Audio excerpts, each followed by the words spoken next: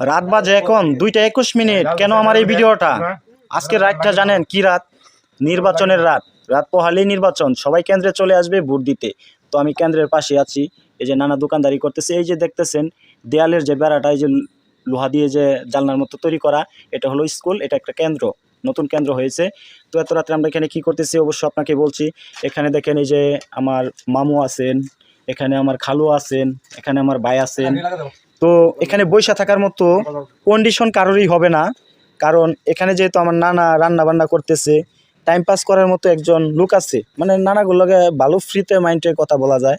নানারা মাঝে মাঝে শালি দিয়া দেয়, বুড়া হইলেও মাঝে মাঝে আমগোটাও ছায়ালা। এই চিন্তা ভাবনা করে কথাবার্তা কইতে কইতে মনে করেন যে টাইম পাস হয়ে যাচ্ছে। সকাল হবে, সকাল 7টা বাজবে, আল্লাহর রহমতে সিল মেরে বাসায় চলে যাব।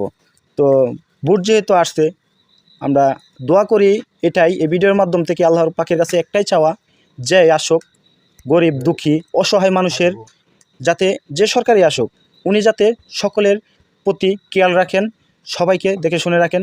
আগামী দিনগুলো, আগামী 5টা বছর নির্বাচনের আগে আল্লাহ পাক যাতে আমাদের সবাইকে মিলেমিশে চলার তৌফিক দান করেন। কেউ কারোর সঙ্গে যাতে হিংসামু এবং কোনো কারণে কারো প্রতি যাতে রাগ নিয়ে কোনো পদক্ষেপ আমরা কেউ না নেই। আল্লাহ সবাইকে বোঝার তৌফিক দান করুক। এখানে শুধু আমরা না, এখানে আরেকজন আছে। ওই যে দেখেন পাশে কিন্তু আরেকটা চুলা জ্বলতেছে, আমি এখানে দেখালাম না। এখানে আমার একজন মুরব্বী নানি আছেন, ওখানে চা বানাতেছে। আমরা রাত জাগার জন্য খাবো আর চা খাবো আর বসে বসে টাইম পাস করব। তো যারাই কেন্দ্রে আসবেন, সবাই যারাই আমরা কেন্দ্রে আসব, কেন্দ্রে অনেক মানুষ আসবে, সবাই অবশ্যই সুশৃঙ্খলভাবে থাকার চেষ্টা করব। যাকে খুশি তাকে ভোট দিব, যার খুশি যাকে। কারণ কেউ কাউকে জোর করে ভোট দিতে পারবে না, এবং ভোটের সময় কেউ চাইলেও কেউকে বলতে পারবে না কেউ এই জায়গায় না এই জায়গায় ভোট দাও।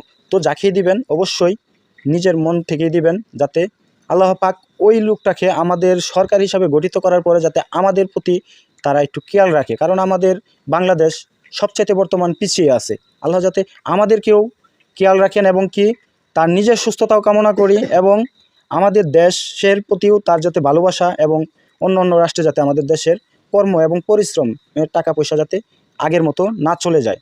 তো এই কারণে এতটুকু আমি বলতেছি, যাতে আমাদের দেশ উন্নত হয়, আমাদের মানুষ যাতে সুন্দরভাবে চলতে পারে।